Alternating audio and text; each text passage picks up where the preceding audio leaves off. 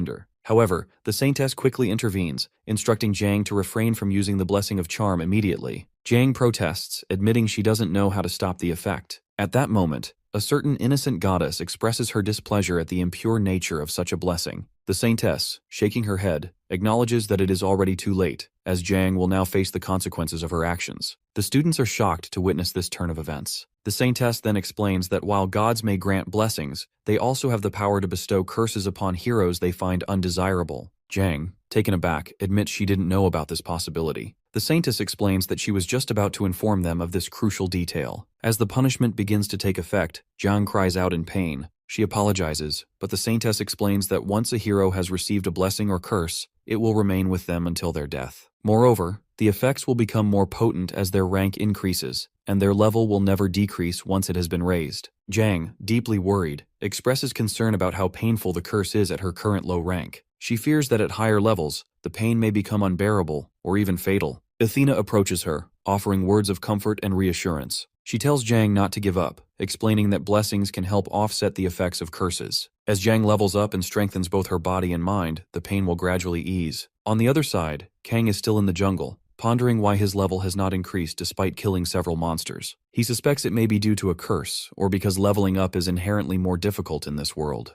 After a while, he reaches out to the god for any useful information. The god, in its usual detached manner, simply instructs Kang to refer to him as an outsider. Kang, slightly frustrated by the god's lack of helpful guidance, decides to comply and asks once more. The god gives a brief reply by saying yes. Kang feels that aside from the blessing, the god is largely unhelpful. Nevertheless, he decides to hold on to the blessing, appreciating the one merit it provides. Despite wandering through the jungle for hours, he realizes he doesn't feel thirsty, hungry, or even tired. Suddenly, Kang notices that some monsters are closing in on his position. He hides behind a tree, thinking that if he encounters a person here, it could mean trouble, as this land may be overrun with monsters and devoid of any other humans. At that moment, a particular god sends him a message, informing him that a powerless outsider will die peacefully if he cuts himself. Kang wonders about the god's cryptic statement, but decides to remain cautious. The monsters, sensing the scent of blood, are disoriented and unable to determine which direction to take. Kang, feeling more energetic and now equipped with a knife that once belonged to Blue Moon's butcher, contemplates his next move. The blade is sharp,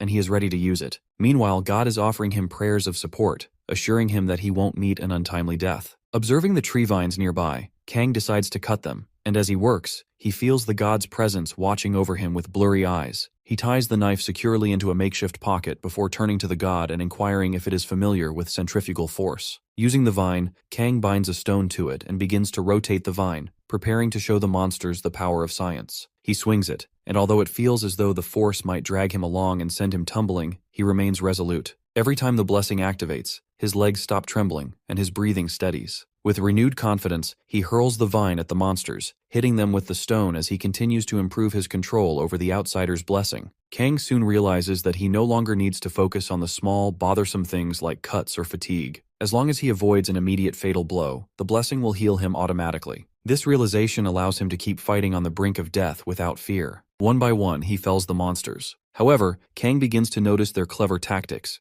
They are trying to wear him down by dragging him into prolonged battles. These monsters are nastier and more intelligent than he initially thought. Still, he perseveres, relentlessly beating them. At one point, a monster attempts to grab him from behind, but Kang is prepared. He swings the stone and strikes it hard, declaring that they will receive the same treatment as before. After a long battle, Kang finally stands victorious, having defeated all the monsters. He approaches the last one and demands to know where the humans reside. The creature, reluctantly, gestures in the direction of the human settlement. Kang then inquires about the monster's species, to which the gnoll responds that they are known as gnolls. Without hesitation, Kang kills the creature with a final blow from the stone. He reflects that if the monsters had been truthful with him, he might have spared their lives, but he never promised such mercy. Meanwhile, at the temple, Prince Alsus informs the heroes that official training will begin the next day. He explains that he will be teaching swordsmanship, while Princess Athena will be in charge of magic training. He adds that the heroes are free to choose any path they wish. Suddenly, Choi raises his hand and expresses a desire to enroll in both training sessions. Prince Alsus acknowledges this request, but cautions that both lessons are demanding, and it may be too much for him to handle. Hu then questions the prince, asking if it would be acceptable for him to skip the lessons altogether.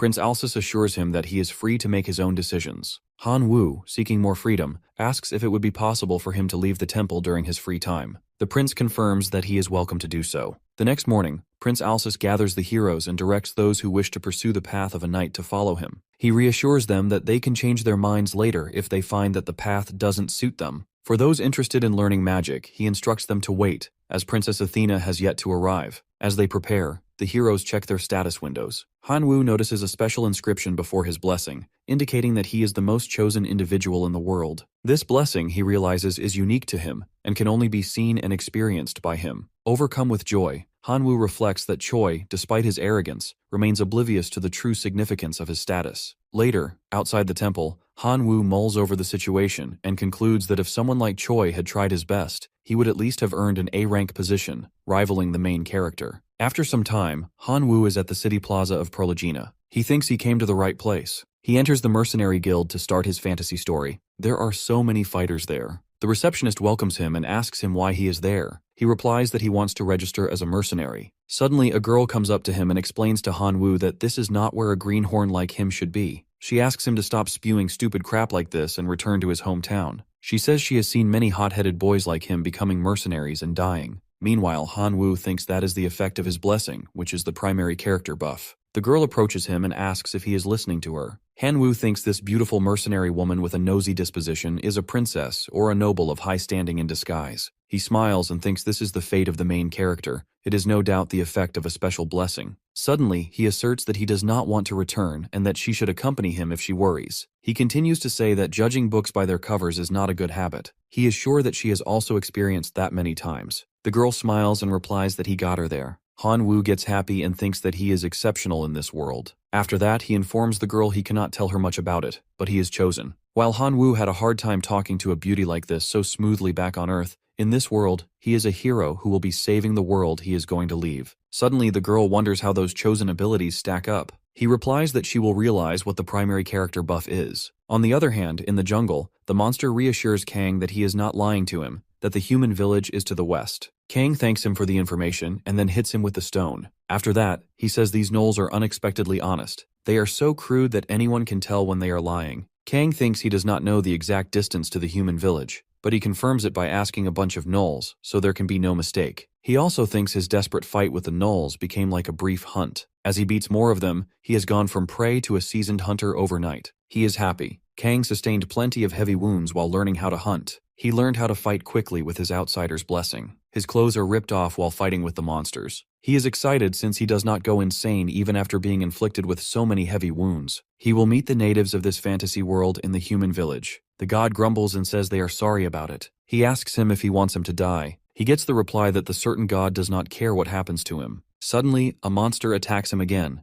but he fights back with a butcher's knife. Kang is worried there is no end to these gnolls. No matter how many he kills, they keep coming. He fights with them and stabs them with the knife. Kang Hansu is now annoyed as he is not leveling up at all. He thinks he must have killed dozens of gnolls with higher levels than him, so it should not be a problem. He gets the message that a specific god is getting uneasy. After beating the monsters again, he can hear the language of a friendly race that he cannot understand. He starts looking around carefully, considering they shot arrows at a pitiful person being chased by a carnivorous plant. Their definition of friendly might differ from the one he is familiar with. Suddenly he sees some swordsmen and a woman who are humans. He thinks they might be mercenaries. Suddenly a woman throws a weapon toward Kang as she sees him. They all will attack him. He then says that he is just looking for a human village. He hides his dagger and sits down, signaling that he surrenders, as he is against violence. Kang knows that nothing has changed. They cannot talk with each other, but humans do not only communicate with words. Body language shows an inclination towards avoiding conflict, and a cordial voice does not put the other person on edge. He thinks they cannot hold a complicated conversation this way,